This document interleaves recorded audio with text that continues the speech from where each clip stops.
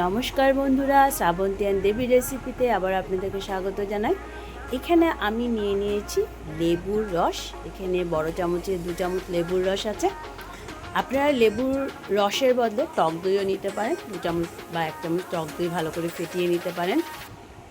তা আমি এখানে লেবুর রসটাই ইউজ করছি। তার মধ্যে দিয়ে দিচ্ছি চিনি। আজকের রেসিপিতে একটু অন্যরকম, অবশ্যই পুরো ভিডিওটা দেখার অনুরোধ রইল। চিনি দেওয়ার পর এর মধ্যে সামান্য একটুখানি জল দিয়ে ভালো করে কিন্তু আমি এটাকে ফেটিয়ে নেব। যতক্ষণ না পর্যন্ত চিনির দানাটা পুরো গলে যাচ্ছে ততক্ষণ পর্যন্ত কিন্তু এটাকে ভালো করে মিক্স করে ফেটিয়ে নিতে হবে, যাতে পুরো চিনির দানাটা গলে যায়। আমি আবারও বলছি, আপনাদের কাছে যদি টক দই থাকে আপনারা টক দই ইউজ করতে পারেন লেবুর রসের পরিবর্তে। তো এটা আমার মিক্স হয়ে গেছে, দেখুন একটুও চিনির দানা নেই। এটাকে সাইডে রেখে আরেকটা জিনিস দেখাচ্ছি আপনাদেরকে। এই দেখুন, এখানে এই 1 বাটি পরিমাণে আমি নিয়ে নিচ্ছি বেসন। বেসনটাকে আমি একটু চালনি দিয়ে ছেঁকে নেব, কেননা অনেক সময় প্যাকেটিং বেসনে কি হয়, একটু দানা দানা থাকে, সেটা ভাঙতে অনেক সময় নিয়ে নেয়। তাই একটু চালনি দিয়ে বেসনটাকে চেলে পুরো প্লেন পাউডারের মতো বেসন যেটা হবে সেটা আমি নিয়ে নেব। এই দেখুন পুরো প্লেন পাউডার হয়ে গেছে। পুরোটা চালনি দিয়ে ছেঁকে নিয়েছি, আর যে দানাগুলো আছে সেগুলো চালনিতে রয়ে গেছে। তো যে আমি লেবুর রসটা এখানে রেডি করে রেখেছিলাম জল দিয়ে, তার মধ্যে বেসনটাকে দিয়ে দিচ্ছি। দিয়ে খুব ভালোভাবে ফেটিয়ে নিব। এখানে কিন্তু আমি আর জল অ্যাড করছি না, জলটা কখন অ্যাড করব সেটাও আপনাদেরকে দেখাবো। তাই এইটুক জলেই কিন্তু আমি পুরোটা বেসন এই দেখুন ভালো করে মিক্সড করে নিব। একটা খুব সুন্দর ক্রিমের মতন পেস্ট তৈরি হয়ে যাবে। এই রেসিপিতে মিক্সিংটাই হলো সবচেয়ে বেশি ইম্পর্টেন্ট। যত ভালোভাবে মিক্সিং হবে ততই জিনিসটা, যে রেসিপিটা তৈরি হবে সেটা আরও ফুলে উঠবে। দেখুন এইটা আমার মিক্সড করা হয়ে গেছে, এরকম একটা ঘনত্ব তৈরি হয়েছে। এবার এটাকে আমি 10 মিনিটের জন্য ঢাকা দিয়ে রেখে দেব।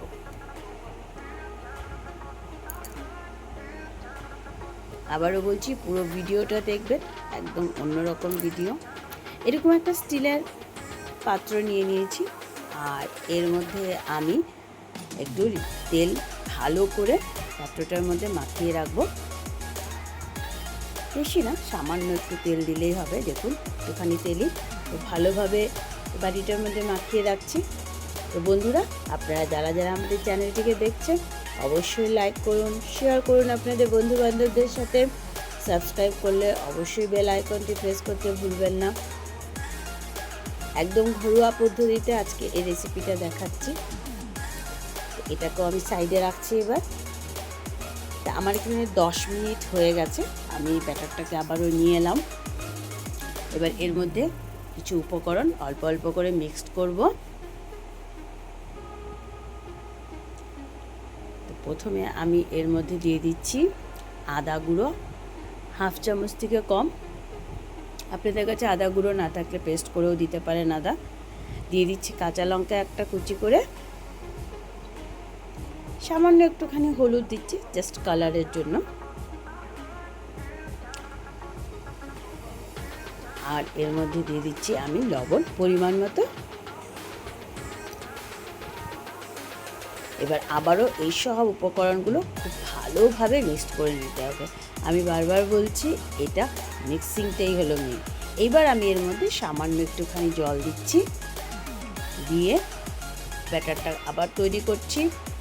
আপনারা যখন নিজেরাই তৈরি করবেন দেখবেন না বেশি ঘন না বেশি পাতলা, এরকম মিডিয়াম ব্যাটার তৈরি করতে হবে। যখন ভালো করে মিক্স করে নিতে হবে। এবার দিয়ে দিচ্ছি এর মধ্যে 1/2 চামচের থেকে একটু বেশি বেকিং সোডা। যদি আপনাদের কাছে ইনো থাকে আপনারা ইনো ইউজ করতে পারেন, হয় বেকিং সোডা নয় ইনো, যে কোনো একটা। এতে কি হবে, জিনিসটা খুব সুন্দর ফুলবে। এবার বেকিং সোডা দেওয়ার পর আবারও খুব ভালোভাবে মিক্সিং করে নিতে হবে। তো আমার এটা অলমোস্ট রেডি হয়ে গেছে, খুব ভালোভাবে মিশিয়ে নিয়েছি আমি এটা। তো আপনাদেরকে আজকের রেসিপির নামটা বলেই দিই, আজকে তৈরি করছি আমরা ধোকলা। একদম ঘরোয়া পদ্ধতিতে, যা ঘরোয়া পদ্ধতিতে যেভাবে তৈরি করা হয় সেইভাবে। তো এবার এই পাত্রে যে আমি তেল মেখে রেখেছিলাম এর মধ্যে এই ব্যাটারটাকে দিয়ে দেবো। এইরকম ঘনত্ব, না একদম পাতলা না একদম ভারী। এটা আমি দিয়ে দিলাম এর মধ্যে। একটুখানি ঢাকা দিয়ে নিলে এটা সেটিং হয়ে গেল। এবার এখানে আমি একটা কড়াইয়ের মধ্যে জল দিয়ে দিয়েছি, জলটা হালকা গরম হয়ে এসছে। একটা স্টিক বসিয়ে তার মধ্যে এই বাটিটা বসিয়ে দিলাম। এবার ঢাকা দিয়ে 20 থেকে 25 মিনিট মিডিয়াম স্টিমে এটাকে ভাপিয়ে নেব। এই দেখুন আমি ঠিক 25 মিনিট পর ঢাকাটা খুলেছি আর একটা টুথপিকের সাহায্যে চেক করে নিচ্ছি আমার এটা হয়ে গেছে কিনা। মাঝখানেও একবার চেক করেছিলাম। তো এটা আমার একদম রেডি, টুথপিকে লাগছে না। তো গ্যাসটা অফ করে এটাকে নামিয়ে নিব, একটুখানি ঠান্ডা করে নিতে হবে। এই দেখুন আমি একটুখানি ঠান্ডা করে নিয়েছি, কারণ গরম গরম এটাকে তোলা যাবে না। এই দেখুন বেশ সুন্দর ঠান্ডা হয়ে গেছে, আমার সাইড থেকে ছেড়েও দিয়েছে। এবার একটা প্লেটের মধ্যে আমি এটাকে নিয়ে নেব।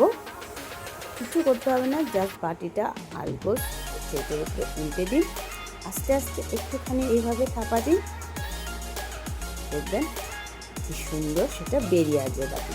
এই দেখুন একদম পুরো বেরিয়ে আসছে।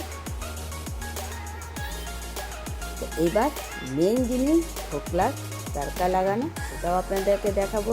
তার আগে ঢোকলাগুলোকে বরফির সাইজে কেটে নিই।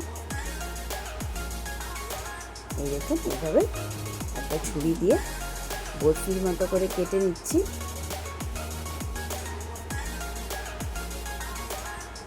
খুব সহজেই তৈরি হয়ে যাবে। যে উপকরণগুলো আমি ইউজ করেছি এগুলো সবার বাড়িতেই সবসময়ই থাকে। এক্সট্রা করে মার্কেট থেকে কিছুই কিনে আনতে হবে না, বাড়িতে বসেই আপনারা এইভাবে ঢোকলাটা বানিয়ে নিতে পারবেন। একটা পিস আপনাদেরকে উঠিয়ে দেখাচ্ছি আমি। এই দেখুন কি সুন্দর থিকনেসটা হয়েছে। চলুন এবার এর আমি তড়কাটা রেডি করি, সেটাও আপনাদেরকে দেখিয়ে দিই।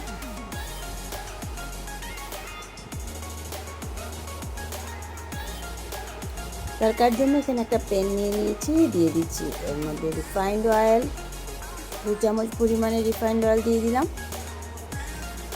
এবার এর মধ্যে দিয়ে দিচ্ছি আমি লাল সর্ষ,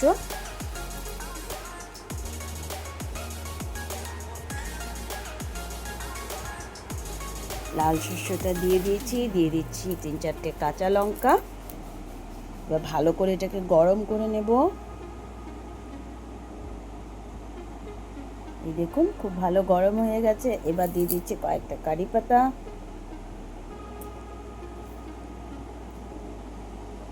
একটু ভেজে নিতে হবে এটাকে, তাতে এটা স্মেলটা পুরো আসবে।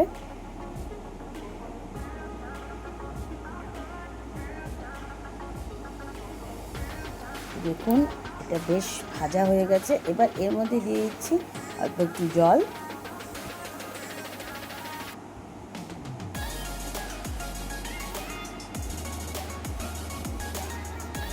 জল দেওয়ার পর আমি এর মধ্যে দিয়ে দিব, জলটা ভালো করে মিশিয়ে নিয়ে দিয়ে দিচ্ছি এর মধ্যে 1 চামচ পরিমাণে চিনি।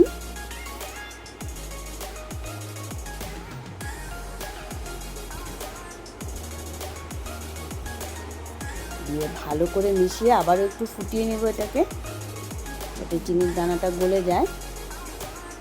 এই দেখুন এটা আমার রেডি হয়ে গেছে। তো চলুন তড়কা লাগিয়ে দেওয়া যাক। এইভাবে ঢোকলার উপরে দিয়ে দিচ্ছি।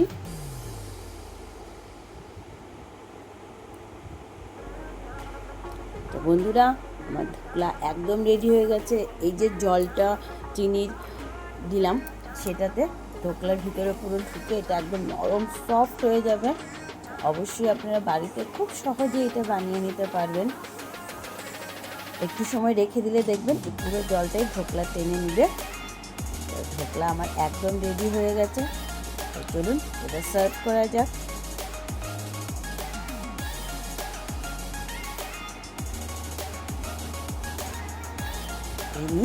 আমি ঢোকলাগুলো সার্ভ করে দিচ্ছি। তো বন্ধুরা অবশ্যই আপনারা ভিডিওটা পুরো দেখবেন, আপনাদের কমেন্টের অপেক্ষায় থাকবো। আবারও দেখা হবে নতুন একটা ভিডিওর সাথে। ততক্ষণ সবাই ভালো থাকবেন, সুস্থ থাকবেন। ধন্যবাদ।